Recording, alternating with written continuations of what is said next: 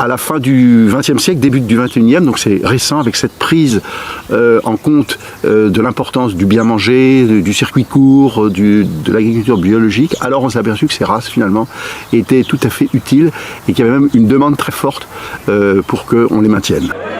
On va commencer par envoyer tous les animaux de la section 70. Une vache, ben c'est ma compagne de tous les jours, ma compagne animale évidemment, hein. On ne mélange pas avec les humains, mais je vis avec une vache depuis toujours, puisque mon père était exploitant, mon père était éleveur émérite. C'est parce que on a l'amour de cette vache qu'elle nous le rend bien, c'est tout. Mais évidemment, c'est mon métier, que c'est mon moyen de gagner ma vie, mais je ne le vois pas forcément comme ça, quoi. Je le vois comme un partenaire, voilà, un partenaire. L'animal 4114 se promène sur le comice. On a un standard de la race Montbéliarde et on compare chaque vache à ce standard. Voilà, il n'y a rien de si simple. Le standard, c'est la Montbéliarde comme on la veut. Notamment aujourd'hui, la mamelle, elle pèse pour 40%. 40% de la note, c'est la mamelle. Parce que c'est quand même une race laitière. On la traite matin et soir, 2 fois par jour. On a affaire avec cette mamelle. Et donc, il y a les longueurs de trayon, les dimensions. Enfin, c'est à peine technique, mais les attaches, le sillon porteur de la mamelle pour qu'elle tienne bien. Voilà, c'est tout des notes comme ça qui font une note globale. Ces notes, elles n'ont pas été inventées pour faire plaisir à un ou à l'autre. Les notes, elles sont avant tout économiques. Pourquoi on veut une mamelle qui est bien soudée au corps? Mais c'est pour pas qu'il y ait des problèmes de souillure au niveau du sol, pour qu'elle soit moins ballottée, donc moins de problèmes à côté, etc. Pourquoi on veut plutôt une longueur importante de la tête? C'est pour qu'il y ait des capacités respiratoires supérieures. Et pourquoi on veut beaucoup de profondeur au niveau du flanc de la vache? Mais c'est pour pouvoir emmagasiner le maximum de fourrage pour produire plus et mieux. Au sujet de cette bête, les Grecs disent que si l'on veut engendrer un mâle, il faut lier le testicule gauche du taureau quand il s'accouple avec la vache, et si l'on veut engendrer une vache, on liera le testicule droit. C'est quand même merveilleux, ça. Je ne sais pas si ça a été mis en cause depuis, mais tout de même.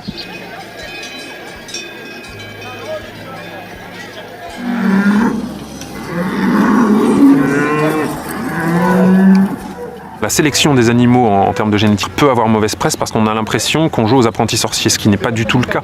On sélectionne des choses par exemple sur la fertilité des animaux, sur la morphologie des animaux, pour avoir des animaux plus robustes, plus solides dans les conditions d'élevage dans lesquelles ils sont, et donc ça contribue aussi à améliorer le bien-être animal, parce qu'on a des animaux qui sont mieux adaptés au système dans lesquels ils évoluent. Ce qui est certain, c'est qu'en après-guerre, à qui on a demandé de produire en masse tout type de production, c'est plutôt à l'ouest de la France et notamment à la Bretagne. Et c'est ce qui s'est passé. Et aujourd'hui, on est un peu dans l'héritage de ça. C'est-à-dire qu'on produit des grandes quantités sans forcément beaucoup de valeur ajoutée. L'éleveur qui livre du lait pour que ça parte dans du lait apte à toute transformation, il n'a pas d'intérêt aujourd'hui, il n'a pas d'incitation à produire un lait de meilleure qualité nutritionnelle. Simplement, lui, ce qu'il faut qu'il voit, c'est sa technique d'élevage et son économie d'élevage. Quand on a besoin de créer des ressources rapides, on vous promet des vaches qui vont donner beaucoup, sans vous dire qu'elles vont vous coûter beaucoup. Si je reprends l'exemple des vaches laitières, comparons par exemple 2 vaches dites pinoires, la Holstein, qui est vraiment une race, on va dire, moi que j'appelle une race industrielle, et la bretonne pinoire. C'est la première, elle est poussée pour produire jusqu'à 40-45 litres par jour, ce qui est absolument incroyable quand on sait qu'à la fin du 19e, une vache qui faisait 10 litres, c'était quand même c'était une belle vache. Elles ont tellement été poussées, elles ont tellement été sélectionnées génétiquement qu'aujourd'hui, au bout de moins de 2 lactations, puisque c'est la moyenne, je crois que c'est 1,96 en France, au bout de 2 lactations, ces vaches partent à la réforme et vont donner en plus une viande assez médiocre. De l'autre côté, vous avez la bretonne pinoire, qui est aussi pinoire, noire et blanche, qui est une vache qui va évidemment produire beaucoup moins de lait, moitié moins, mais qui peut faire jusqu'à 12-15 lactations, donc produire 12-15 veaux, qui va vivre jusqu'à 18 ans, qui n'aura quasiment jamais vu le vétérinaire, et qui en plus produit une viande qui est tout à fait bonne. Donc si on regarde bien, entre une vache qui aura fait 2 lactations et vu le vétérinaire, qui aura certes produit beaucoup de lait, mais finalement elle aura probablement coûté plus cher à l'agriculteur en frais de vétérinaire qu'une vache comme la pinoire bretonne, qui sera resté pendant 15 ans chez son agriculteur, qui n'aura jamais vu le vétérinaire, et qui, au final, probablement, aura rapporté plus à son propriétaire.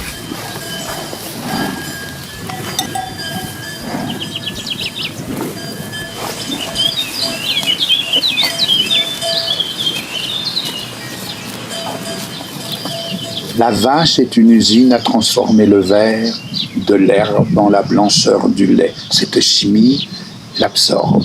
Elle doit même à deux fois, ennemi de l'âge, s'y prendre. Et son œil vague ouvert sur la campagne floue, où lorsque vient l'hiver devant un mur d'étable, elle semble endormie, se désintéresser aussi de l'ophtalmie, dont les mouches sans fin l'obsèdent. Je célèbre d'un globe à l'autre et jusqu'au pis ce don de l'ombre.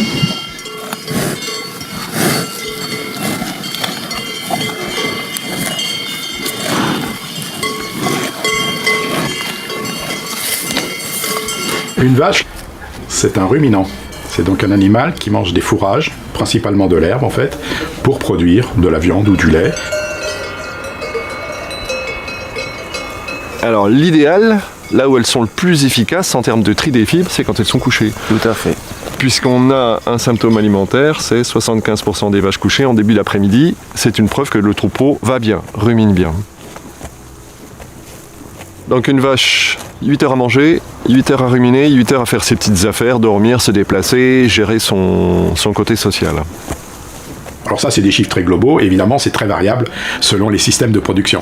Alors, le temps passé à manger, il est beaucoup plus long au pâturage parce que l'animal fait des efforts, il va chercher son herbe, il trie, il sent, ah, ce brin-là lui plaît pas, il va sur celui d'à côté. Donc, il s'amuse en fait aussi un peu. Elle sort la langue, elle attrape un brin d'herbe, hop, elle le ramène dans sa bouche, délicatement, elle le mastique, elle l'avale.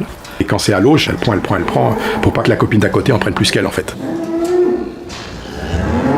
Et la durée totale de mastication d'un ruminant, c'est entre 1000 et 1100 minutes par jour. Donc un ruminant passe son temps à mastiquer. Et quand il mastique pour la rumination, il fait des mouvements de mâchoire, il broie les fourrages, enfin le mouvement des molaires de l'animal, c'est fantastique. Comment ça pulvérise un fourrage, c'est une vraie bétonnière, hein, dans le rumen déjà, et puis ensuite dans la bouche.